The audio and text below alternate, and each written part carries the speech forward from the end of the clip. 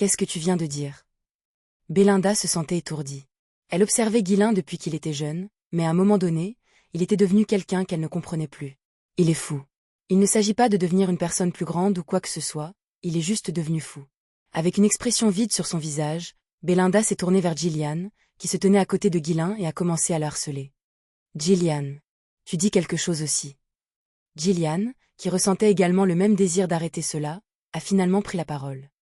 Monseigneur, que diriez-vous de vous arrêter ici? Bélinda a raison. L'argent restant représente toujours une somme considérable.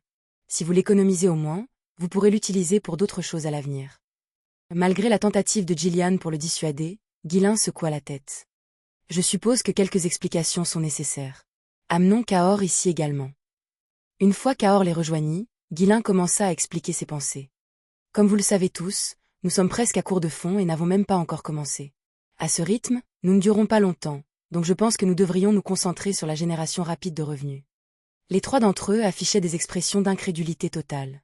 Être pionnier consistait à sécuriser des zones où personne n'avait encore mis les pieds. Il n'y avait aucun moyen de savoir ce qui pourrait être trouvé ni comment cela pourrait générer des bénéfices. Incapable de se retenir plus longtemps, Bélinda s'avança à nouveau. Annulez tout de suite. Si nous utilisons tout l'argent restant, nous nous retrouverons vraiment sans rien.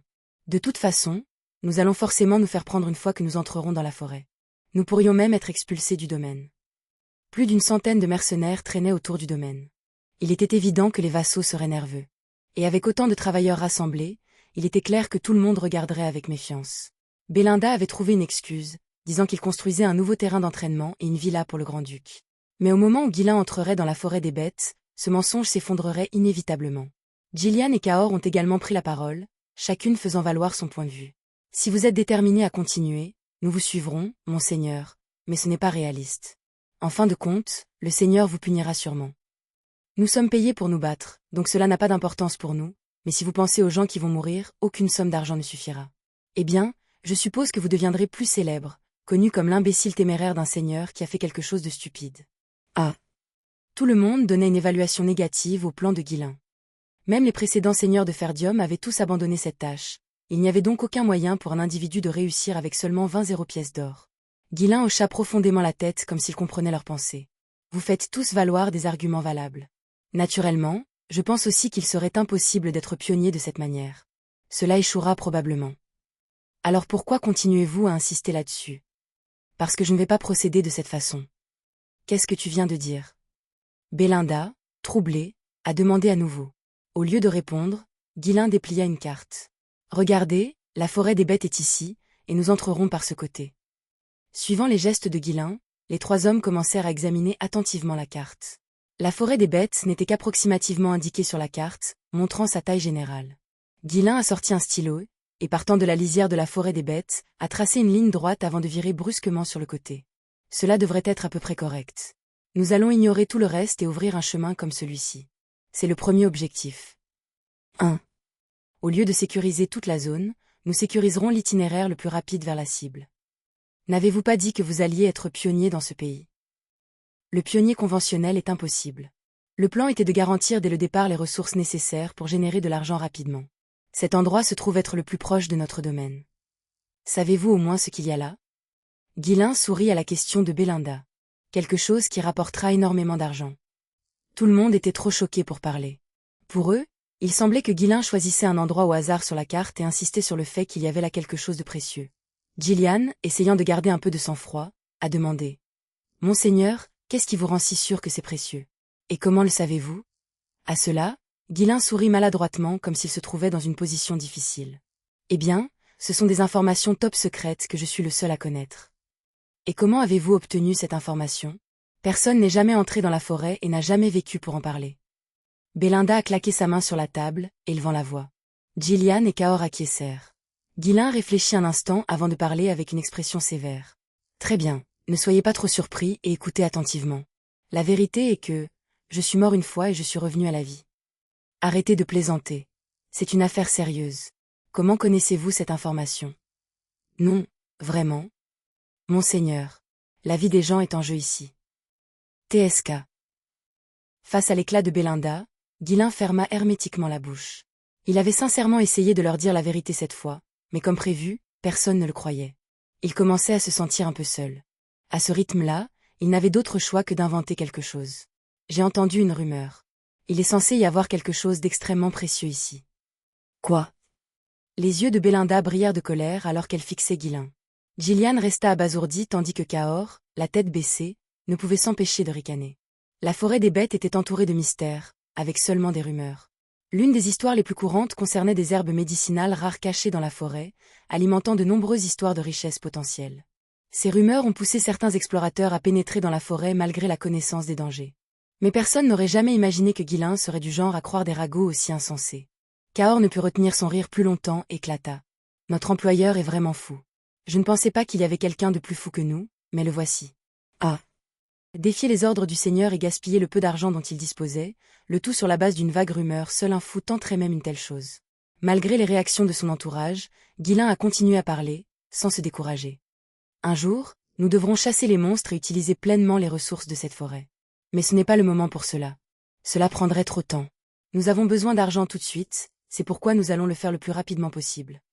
Belinda, parvenant à peine à réprimer sa colère montante, tremblait alors qu'elle demandait à nouveau. Donc, d'après cette rumeur, il y a quelque chose ici, n'est-ce pas? C'est vrai.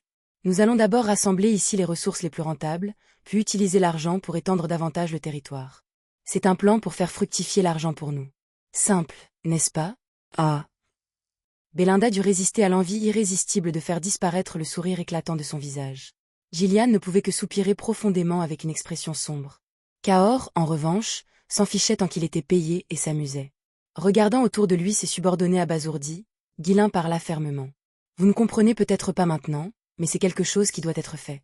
Si des problèmes surviennent, j'en assumerai l'entière responsabilité. » Voyant le regard déterminé dans ses yeux, Belinda et Gillian se trouvèrent incapables de discuter davantage. « Faites-moi confiance et suivez mon exemple. Si tout le monde fait de son mieux, nous réussirons certainement. » Belinda, résignée et épuisée, marmonna dans sa barbe. « J'espère vraiment que c'est votre dernière phase rebelle. Vous n'êtes plus exactement à cet âge. Je ne sais pas si ces rumeurs sont vraies, mais puisque vous avez pris votre décision, monseigneur, je ferai de mon mieux pour vous aider, » a déclaré Gillian, son visage montrant sa détermination. Cahors, quant à lui, continuait de rire. Voir l'héritier de la succession finir en prison pourrait être amusant. Mais s'il vous plaît, assurez-vous de régler mon dernier paiement avant que cela n'arrive. Tout le monde semblait avoir à moitié abandonné sauf Ghislain, qui souriait intérieurement. Si tout se passe comme prévu, une énorme fortune arrivera. Ghislain avait ciblé l'endroit le plus proche de la lisière de la forêt, qui contenait les ressources les plus faciles à liquider. Ce n'était pas une rumeur sans fondement. C'était une information qu'il avait apprise dans sa vie antérieure, même s'il ne pouvait pas en expliquer la source. Le duché de Delphine a découvert la ressource dans ma vie passée. Après avoir renversé le royaume et établi une nouvelle dynastie, le duché de Delphine a lancé une opération pionnière massive dans la forêt des bêtes, en utilisant toute la force de l'ancien royaume. Ghislain en voulait au duché de Delphine et avait également commencé à enquêter sur la forêt. Il avait voulu savoir pourquoi ils investissaient autant d'efforts dans la forêt et s'ils pouvaient utiliser quoi que ce soit pour les gêner ou leur nuire. Même le duché ne connaissait pas les ressources au début. Ils doivent être entrés dans la forêt dans un but différent.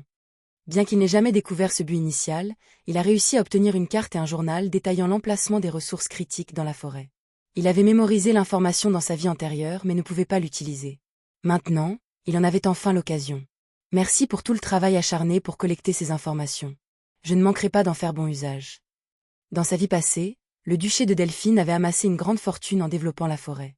Dans cette vie, Ghislain avait l'intention de s'approprier ses ressources pour lui-même. Cette richesse lui fournirait le pouvoir dont il avait besoin pour contrecarrer les conspirations entourant Ferdium. Eh bien, commençons. Au mot de Ghislain, chacun est retourné à sa tâche. Gillian dirigeait les mercenaires à proximité du domaine, effectuant des exercices simples pour les occuper et les empêcher d'interférer les uns avec les autres. Belinda a dirigé les ouvriers, en se concentrant sur la construction du camp. Bien qu'ils se préparaient sous les ordres de Ghislain, aucun d'eux ne se sentait à l'aise. Belinda, en particulier, était tellement inquiète qu'elle passait des nuits blanches, ses cernes devenant plus prononcées sous ses yeux. Si les rumeurs sont vraies, qui sait quel genre de monstres apparaîtront? S'il meurt là-dedans, il sera traité d'idiot même après sa mort. La vérité était que chaque fois que les gens critiquaient Ghislain, cela la mettait en colère et lui brisait le cœur. Pour elle, il n'était qu'adorable, même si les autres ne semblaient pas le voir de la même manière. Après avoir entendu tant d'insultes à son sujet, elle se demandait de temps en temps, juste de temps en temps, si elle n'avait pas réussi à l'éduquer correctement en tant que tuteur. Mais s'il se rendait dans un endroit aussi dangereux et perdait la vie, elle ne pourrait pas affronter la défunte comtesse Ferdium, qui avait confié Guilain à ses soins. S'il y a le moindre signe de danger, je devrais le traîner de force. Belinda a sorti tous les poisons qu'elle avait collectés au fil du temps et les a passés au crible. Voyons, lequel dois-je utiliser pour l'assommer sans le tuer? Puisque les compétences de Guilain semblaient s'être améliorées par rapport à avant, elle devait choisir judicieusement. Belinda a méticuleusement sélectionné un poison et l'a délicatement appliqué sur son poignard. Si les choses tournaient mal, elle prévoyait de le poignarder par derrière et de s'échapper en le portant. Malgré les inquiétudes de tous, Guilain n'a jamais hésité dans sa décision. Même quelqu'un d'aussi confiant et détendu que Guilain ne pouvait pas lâcher sa tension cette fois-ci. La forêt des bêtes était périlleuse. Même le puissant duché de Delphine avait échoué à plusieurs reprises au cours de sa vie antérieure. Avec sa force actuelle, le succès était presque impossible. La seule chose sur laquelle il pouvait compter était ses connaissances et son expérience de vie antérieure. Il avait revu le plan d'innombrables fois, évaluant toutes les possibilités, et avait choisi l'itinéraire le plus rapide, le plus sûr et le plus fiable. Mais l'information n'est qu'une information. La réalité est pleine de variables imprévisibles. Néanmoins, c'était la meilleure option s'il voulait sauver la succession. Toutes les autres méthodes nécessitaient plus de temps, et le temps était quelque chose qu'il n'avait pas. Le duché de Delphine avait déjà commencé à bouger. S'il réagissait trop lentement, ils seraient tous morts. Il devait agir vite, même si cela signifiait risquer sa vie. Je réussirai. Je dois le faire, pour le bien du domaine et de la famille. Alors que Guilain révisait et revoyait continuellement son plan, le temps passait vite. Une fois que Belinda et Gillian eurent terminé leurs préparatifs, elles le recherchèrent. En vérité, ils avaient eu l'intention de le persuader une dernière fois, mais dès qu'ils ont vu le visage de Guilain, les mots sont restés coincés dans leur gorge. Fini son expression enjouée habituelle. Son visage était froid, presque glacial, comme s'il avait décidé d'affronter la mort. Voyant cela, ils se sont résignés à simplement rendre compte de la situation et de leur progrès. Monseigneur, le camp est maintenant prêt au point où nous pouvons gérer l'hébergement et les repas de base. Mais je ne pense pas que nous puissions retarder davantage. La formation des mercenaires est également terminée. Les vassaux du domaine ont commencé à mobiliser des soldats pour faire pression sur nous. Guilain réfléchit. Il aurait été préférable de se préparer plus minutieusement, mais c'était la limite. S'il n'avait pas été l'héritier du grand-duc, il n'aurait pas duré aussi longtemps.